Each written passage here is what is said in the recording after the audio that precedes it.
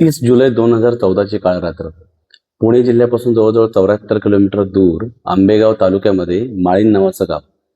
अख्खं गाव रात्री छान झोपेत असताना अगदी सकाळच्या 12ला एकाएकी डोंगरामध्ये मोठा स्फोट झाल्यासारखा आवाज आला आणि संपूर्ण डोंगर झाडांसहित खाली आला. अख्खं गाव दरडी खाली गेलं. जवळजवळ 74 घरं होती, त्यातली एक 44 ते 45 घरं जमिनीत गेली. ह्या सगळ्या घटनेवरती मराठीमध्ये एक पिक्चर येतोय, त्याचं नाव आहे एक होतं माळीण. एक होतं माळीण या चित्रपटाचा ट्रेलर नुकताच लॉन्च झाला, रिलीज झाला.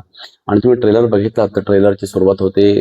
सुरुवातीला त्यांनी जो काही घटना घडली होती त्याचे काही ग्लिम्स दाखवले आणि त्याच्यानंतर त्यांनी एक हसतं खेळतं गाव जे निसर्गाच्या कुशीत राहत आहे, आदिवासी पाड्यासारखं गाव होतं की जिथे मोजकी काही लोक राहत होती आणि खूप आनंदानं राहत होती. कोणाचं काही लग्नाचे प्लॅनिंग चालू आहेत, कोणाचे जत्रेचे प्लॅनिंग चालू आहेत. गावामध्ये सगळे हसत खेळत खेळीमेळीने एकत्र छान सगळे सण साजरे करत आहेत. असं सगळं चालू होतं. बरेच दिवस पाऊस सुद्धा नव्हता आणि असाच ट्रेलर पुढे सरकत असताना एक दिवस अचानक सकाळचा पाऊस चालू झाला आणि संपूर्ण डोंगर खाली आला. तर तुम्ही जर बघितलं तर ट्रेलरमध्ये खूप उत्तम डिरेक्शन केले. स्टोरी तर आपल्या अगदी मनाचा ठाव घेणारे किंवा ज्या जुन्या काही भावना होत्या, जुन्या आठवणी होत्या त्या जागृत करणारी आहे. बघताना अक्षरशः काळजाचा थरकाप उडतोय.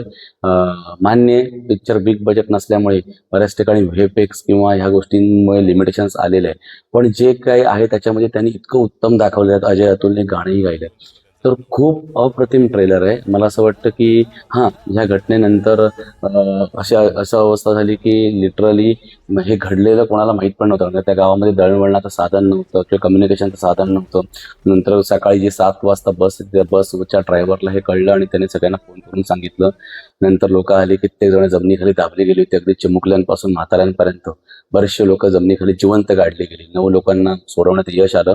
400 एनडीआरएफचे कमांडो आले होते. त्यांनी 121 मृतदेह बाहेर काढले. पण जवळजवळ 151 लोकांचा दुर्दैवी अंत झाला या सगळ्या घटनेमध्ये.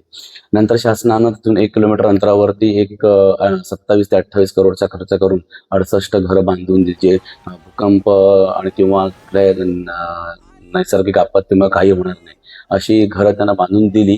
नंतर त्यांनी त्याच्यातून ते ओव्हरकम झाले आणि त्यांनी एक नवीन माळीण गाव स्थापन केलं.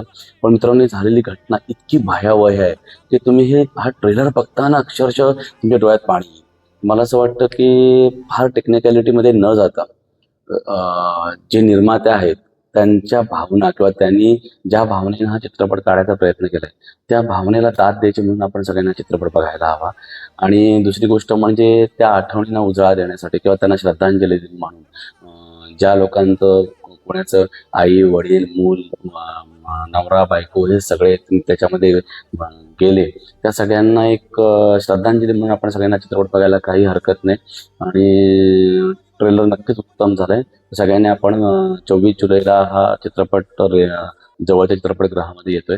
सगळ्यांनी जाऊन नक्की बघूया. धन्यवाद.